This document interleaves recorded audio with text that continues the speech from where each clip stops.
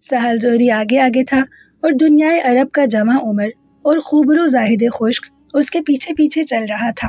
دونوں حویلی کے بڑے دروازے سے داخل ہو کے اندر پہنچے۔ ساحل کی حویلی بڑی شاندار اور وسیع تھی۔ صدر دروازے کے اندر ایک بہت بڑا باغ تھا۔ پھر اصل عمارت شروع ہوئی تھی۔ بیرونی راہداری سے گزرتے ہوئے ساحل زہری مسرت سے چلایا، سلامہ، تیری دعا قبول ہو گئی ہے، حضرت تشریف لے آئے ہیں۔ اسی وقت ایک کوندا سا لبکا اور فتنہ تناز سلامہ اپنے منہ پر پڑے ہوئے سیاہ لمبے بال سمیٹتی ہوئی راہداری میں بھاگ کے آ گئی۔ یہ اس قدر اچانک ہوا کہ گھبراہٹ میں الکیس کی نظر سامنے کی طرف اٹھ گئی۔ سلامہ کے لیے بھی یہ کسی حادثے سے کم نہ تھا۔ اس کے قدم ایک دم رک گئے اور پیشانی حیا سے عرق آلود ہو گئی، مگر اس وقت تک سلامہ اور الکیس کی نظریں ٹکرا چکی تھی۔ دبی ہوئی چنگاریاں بھڑک اٹھی تھی۔ الکیس نے فوراً نظریں نیچی کر لی۔ ساحل زہری، یہ تم نے کیا کیا؟ الکیس کی آواز میں تھر تھراہٹ تھی۔ معاف کر دیجئے حضرت، مسرت نے میرے حواس غائب کر دیے تھے۔ ساحل زہری نے سلامہ کو مخاطب کیا، میں نے حضرت سے وعدہ کیا ہے کہ تم ان کے سامنے نہیں آؤ گی بلکہ پردے میں بیٹھ کے نغمے سناؤ گی۔ میں گھبراہٹ میں اپنے وعدے پر قائم نہ رہ سکا۔ تم فوراً اندر چلی جاؤ۔ سلامہ مسکراتی ہوئی اندر چلی گئی، مگر بجلی تو چمک کے گر چکی تھی اور کسی کا خرمن دل جل کے رہ گیا تھا۔ ساحل زہری نے ایک کمرے کی طرف بڑھتے ہوئے کہا، میں حضور سے معذرت خواہ ہوں، یہ سب کچھ مسرت کی زیادتی اور بدحواسی میں ہوا ہے، میں نے قصداً ایسا نہیں کیا۔ انہوں نے کوئی جواب نہیں دیا، مگر ساحل زہری کو ایسی نظروں سے دیکھا جس میں ہزاروں شکوے شکایات بھرے ہوئے تھے، مگر غصے اور ناگواری کا شائبہ تک نہ تھا۔ ساحل زہری انہیں ایک آراستہ کمرے میں بٹھا کے چلا گیا۔ پورا کمرہ اس خوش سلیقی سے سجایا گیا تھا کہ صاحب خانہ کے ذوق نفاست کی داد دینے کو جی چاہتا تھا۔ وہاں وہ سب کچھ موجود تھا جو عرب کے ایک بہت بڑے رئیس کی حویلی میں ہونا چاہیے۔ ادھر ساحل زہری نے اندر پہنچ کر مصنوعی غصے سے کہا، سلامہ، تم نے غضب کر دیا۔ میں نے وعدہ کیا تھا کہ تمہارا ان سے سامنا نہ ہونے دوں، مگر تم تو بے حجابانہ ان کے سامنے پہنچ گئیں۔ سلامہ خیالات میں کھوئی ہوئی تھی۔ ساحل کی آواز پر چونکی، ہاں میرے آقا، مجھ سے غلطی ہو گئی، مجھے علم نہ تھا کہ الکیس آپ کے سامنے کھڑے ہیں، یہ اچھا نہیں ہوا آقا۔ اور سلامہ ایک ٹھنڈی سانس لے کر خاموش ہو گئی۔ ساحل زہری کے کان میں خطرے کی گھنٹیاں بجنے لگی۔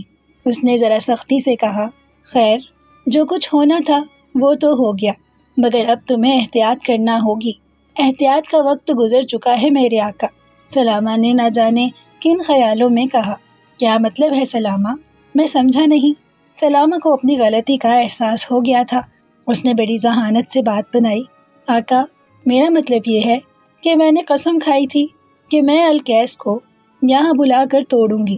وہ حویلی میں آ گئے اور میرا انتقام پورا ہو گیا۔ اب خواہ الکیس مجھے پردے میں بٹھا کے گانا سنے یا اپنے پاس بلا کے فرمائش کریں، مجھے اس سے کوئی فرق نہیں پڑتا۔ وہ تو ٹھیک ہے سلامہ، لیکن تم اپنی طرف سے بے پردہ ہونے کی کوشش نہ کرو، ساحل نے تاکید کی۔ مجھے کیا پڑی ہے آقا؟ سلامہ کے اس جملے نے ساحل زہری کے دل میں اٹھتے ہوئے وسوسوں کو ختم کر دیا۔ اس نے سلامہ کو اس طرح دیکھا جیسے اسے بالکل اطمینان ہو گیا ہو۔ پھر دونوں نے مل کر ایک دوسرے کمرے میں پردے کا انتظام کیا۔ کمرے کے درمیان میں ایک باریک جالی کا پردہ آویزاں کیا گیا۔ سلامہ گھنگرو والا دف لے کر ایک طرف بیٹھ گئی۔ ساحل زہری دوسرے کمرے میں جا کر الکیس کو ساتھ لے آیا اور الکیس سلامہ کے بالمقابل نظریں نیچی کر کے بیٹھ گئے۔ سلامہ کا دل زور زور سے دھڑک رہا تھا۔ اسے خوف پیدا ہوا کہ اگر اس کے دل کی یہی کیفیت رہی تو وہ شاید گا ہی نہ سکے۔ اس کے علاوہ اسے اس بات کا بھی تو خدشہ تھا کہ کہیں ساحل زہری اس کی غیر حالت کو دیکھ کر اس کے دل کی بات تک نہ پہنچ جائے۔ کچھ دیر تک کمرے میں خاموشی طاری رہی۔ پھر ساحل زہری نے، جو الکیس کے برابر بیٹھا تھا، سلامہ سے کہا، کس بات کا انتظار ہے سلامہ؟ رات بھیگ رہی ہے، شروع کرو۔ کیا شروع کروں آقا؟ حمد، نعت یا امراء الکیس کے دل کی دھڑکنیں؟ سلامہ نے تھر تھراتی مگر نغمہ بار آواز میں کہا۔ ساحل زہری نے الکیس کی طرف دیکھا، کیا پسند فرمائیں گے حضرت؟ سلامہ کو اپنی پسند سے آگاہ فرمائیے۔ اللہ افضل اور اول ہے، ہر کام اس کے نام سے شروع کیا جاتا ہے۔ الکیس کو مدہوشی میں اتنا تو ہوش تھا۔ ساحل زہری کے کچھ کہنے سے پہلے ہی سلامہ کی ڈفلی کے گھنگرو بج اٹھے۔ شاید اسے خیال آیا اور اس نے ڈفلی فوراً فرش پر رکھ دی۔ اب سلامہ دھیمے سروں میں حمد باری تعالیٰ سنا رہی تھی۔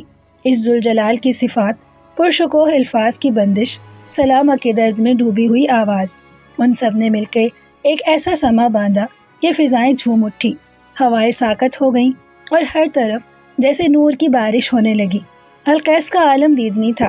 وہ کبھی سر دھنتے، کبھی زانوں پر ہاتھ مارتے، تو کبھی ان کے ہاتھ گریبان تک پہنچ جاتے۔ یہ مشہور ہے کہ اوصاف خداوندی نظم، نثر یا دنیا کی کسی بھی زبان میں ادا کیے جائیں، وہ ہر فرد و بشر، دیندار اور بے دین، سب پر یکساں اثر انداز ہوتے ہیں۔ آپ کسی ایسے ملک میں جہاں کی زبان سے آپ واقف نہیں چلے جائیں اور آپ کو ان کی زبان میں مختلف قسم کے نغمے سنائے جائیں، تو جس وقت بھی حمد شروع ہوگی آپ فوراً سمجھ جائیں گے کہ یہ خدا کی تعریف ہو رہی ہے، اور آپ کا دل مؤدب ہونے پر مجبور ہو جائے گا۔ سہل ظہری خالص دنیا دار آدمی تھا، مگر سلامہ کی زبان سے حمد سن کر وہ بھی بے خود سا ہو گیا تھا، اور اس کے سینے کے زیر و بم سے اس کے دل کی کیفیات کا اندازہ ہو رہا تھا۔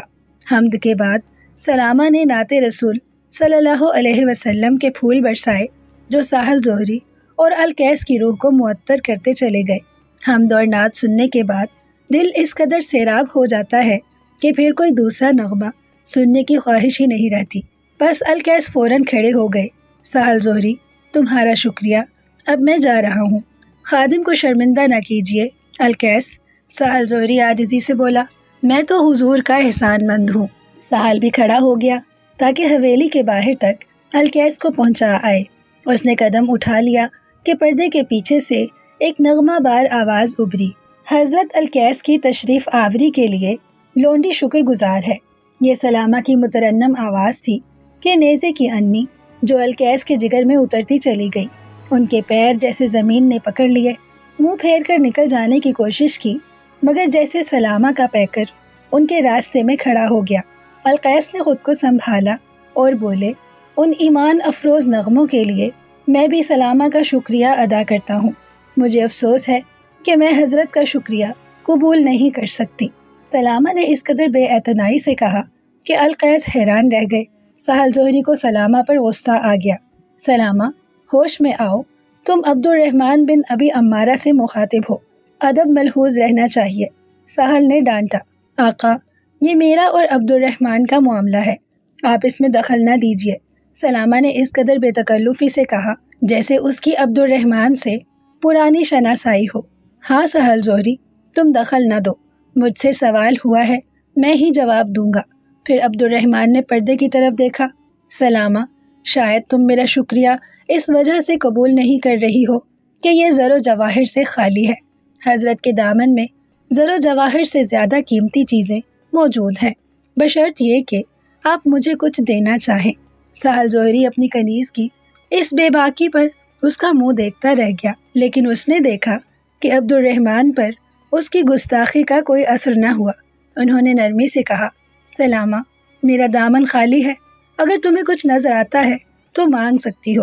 میں صرف ایک وعدہ مانگتی ہوں، صرف ایک وعدہ۔ سلامہ نے وعدے پر زور دیا، میں وعدہ کر سکتا ہوں، لیکن اس شرط پر کہ میں اپنے پیدا کرنے والے کی نظر میں حقیر نہ ہو جاؤں۔ آپ وعدہ کیجئے۔ میں وعدہ کرتا ہوں۔ بتاؤ کیا چاہتی ہو؟ وعدہ کیجئے کہ آپ کل پھر تشریف لائیں گے۔ کل؟ اور عبد الرحمن چپ ہو کر رہ گئے۔ کچھ دیر بعد انہوں نے سہل ظہری کو دیکھا۔ سنا تم نے سہل؟ سلامہ کس بات کا وعدہ لے رہی ہے؟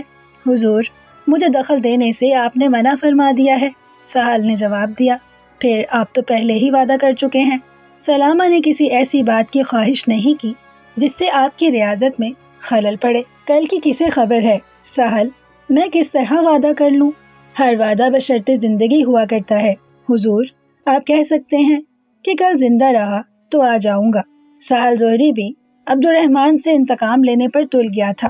زندگی ناپائیدار ہے، میں اس کا سہارا نہیں لے سکتا۔ عبد الرحمن نے پھر سے انکار کیا۔ تو پھر سنیے حضرت، اس دفعہ سہل ظہری کے بجائے سلامہ پردے کے پیچھے سے بولی، اگر آپ وعدہ نہیں کریں گے تو سلامہ بھی اپنا وعدہ توڑ دے گی۔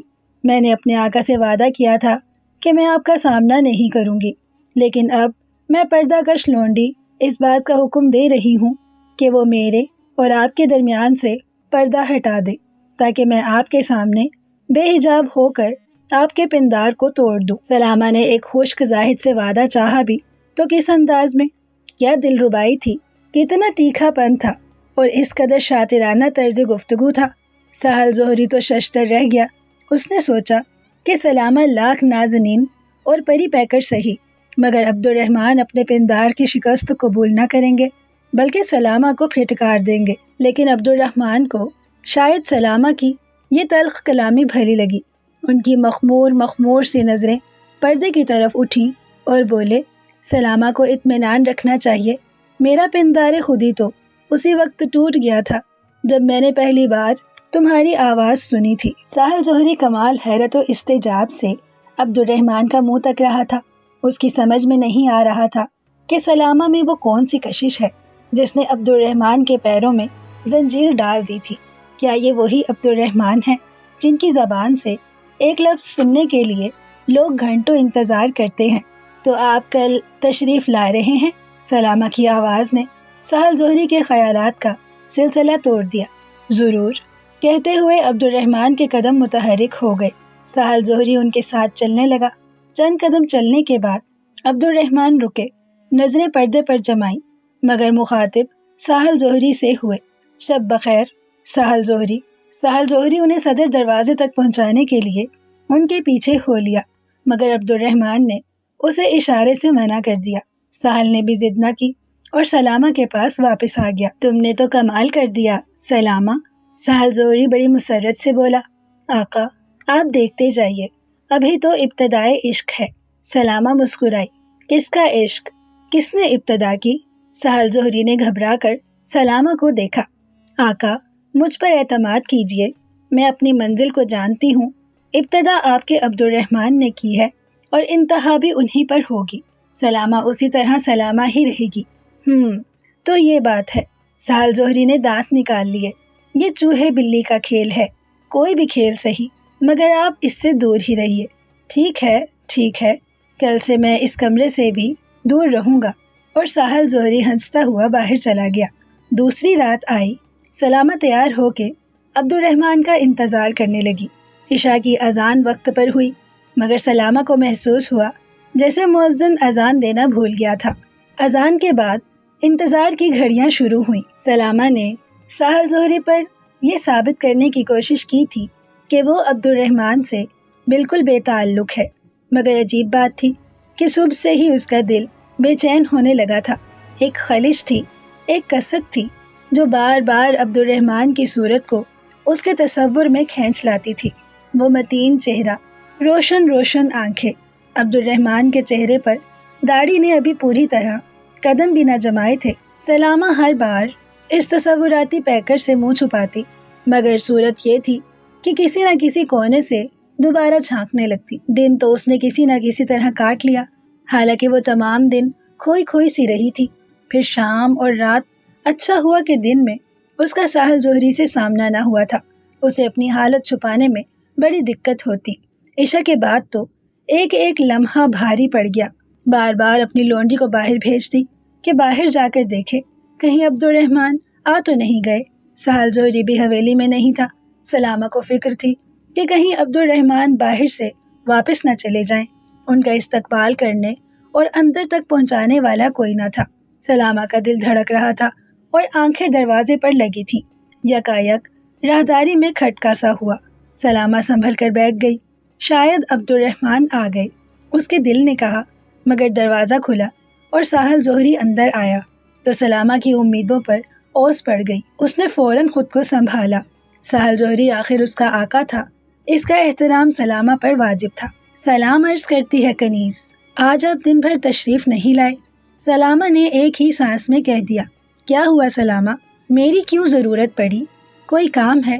ساحل جوہری پریشان نظروں سے سلامہ کو دیکھنے لگا۔ وہ سلامہ کو پھول کی طرح رکھتا تھا۔ کئی کنیزیں غلام اس مغنیہ کنیز کی خدمت پر مامور کیے گئے تھے۔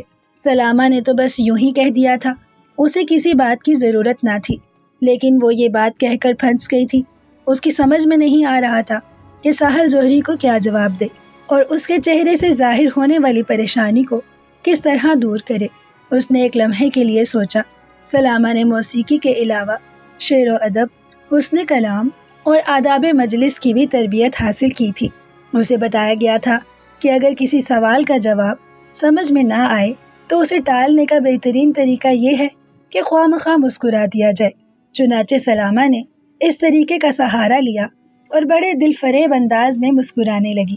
شکر ہے، میں تو گھبرا گیا تھا سلامہ، سہل جوہری نے اس طرح سے کہا جیسے سلامہ کی مسکراہٹ نے اس کے سوال کا جواب دے دیا تھا۔ میں بالکل ٹھیک ہوں آقا، آپ بالکل پریشان نہ ہوں۔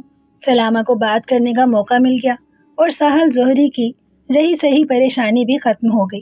تمہیں یاد ہے سلامہ، عبد الرحمن نے آج آنے کا وعدہ کیا تھا۔ سہل جوہری نے یوں ہی بات چھیڑ دی، مگر ان کے آنے کا وقت تو گزر چکا ہے۔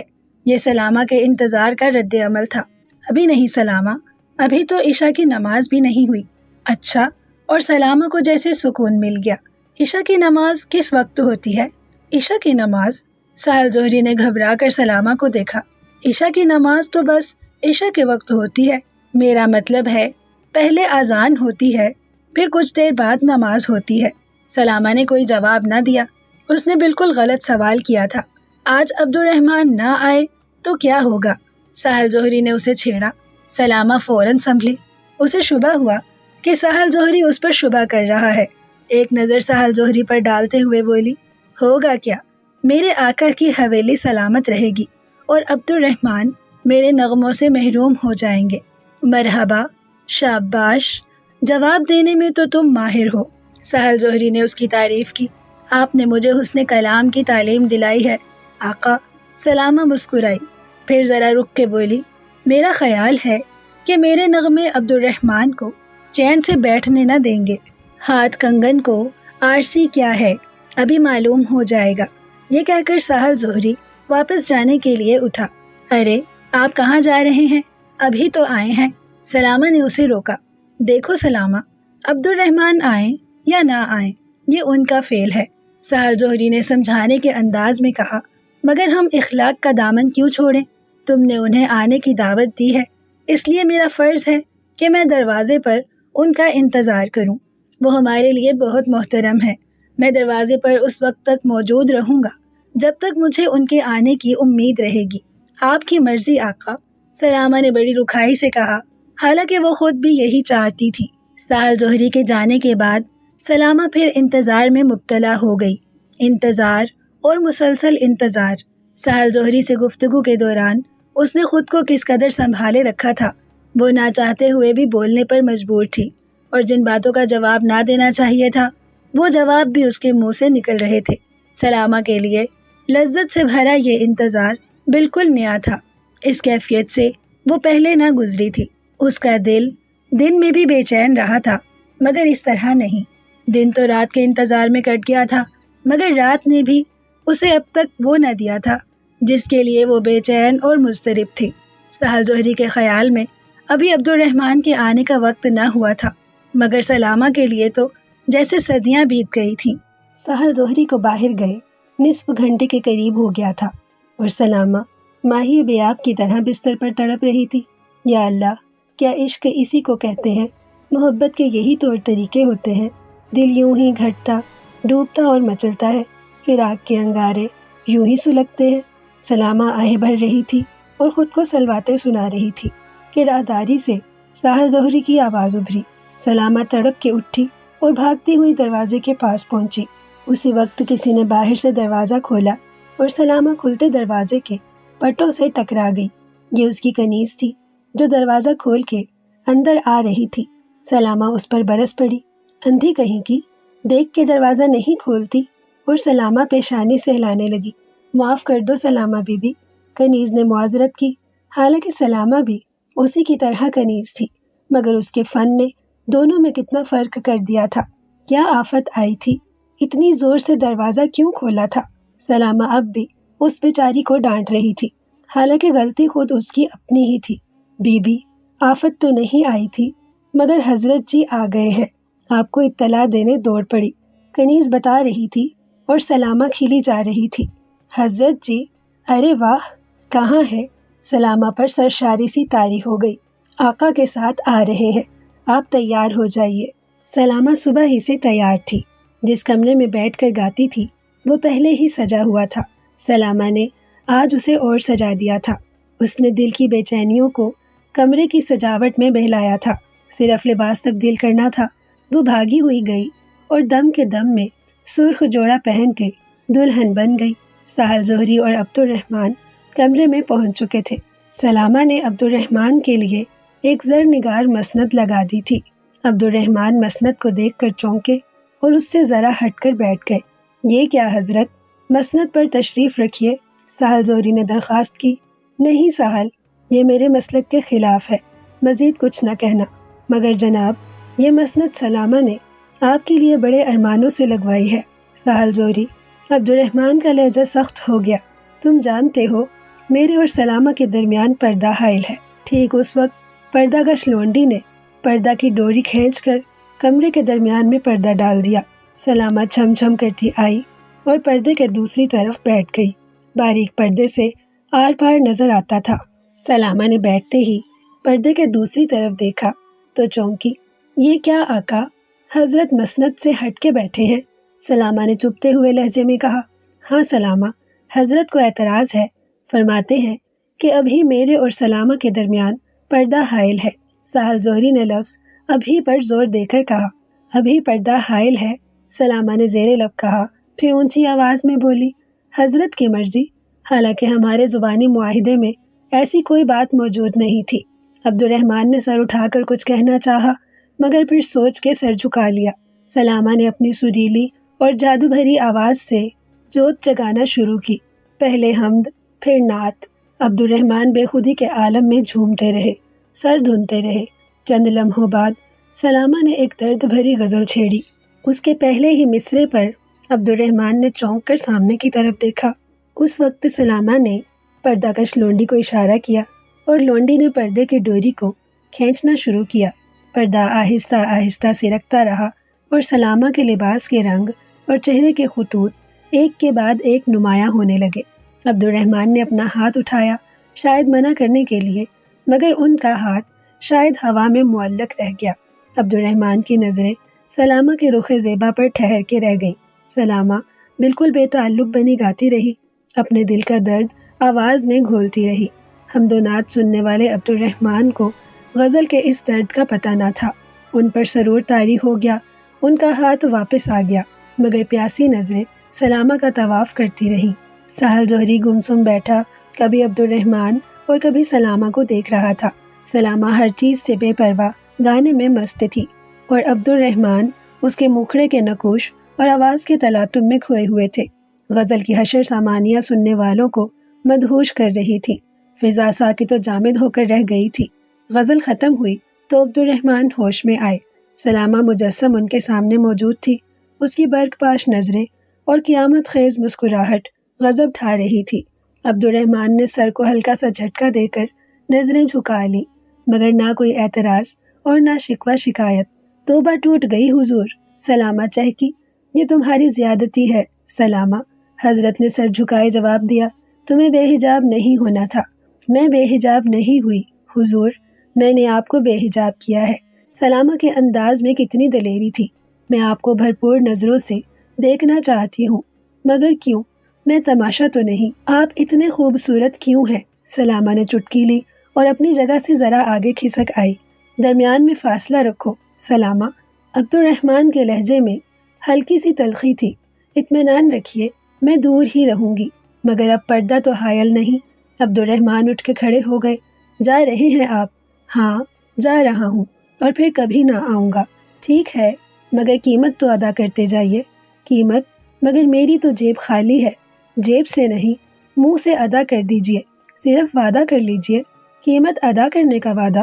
عبد الرحمن گھبرا گئے۔ جی نہیں، کل آنے کا وعدہ کیجئے اور سمجھیے کہ قیمت ادا ہو گئی۔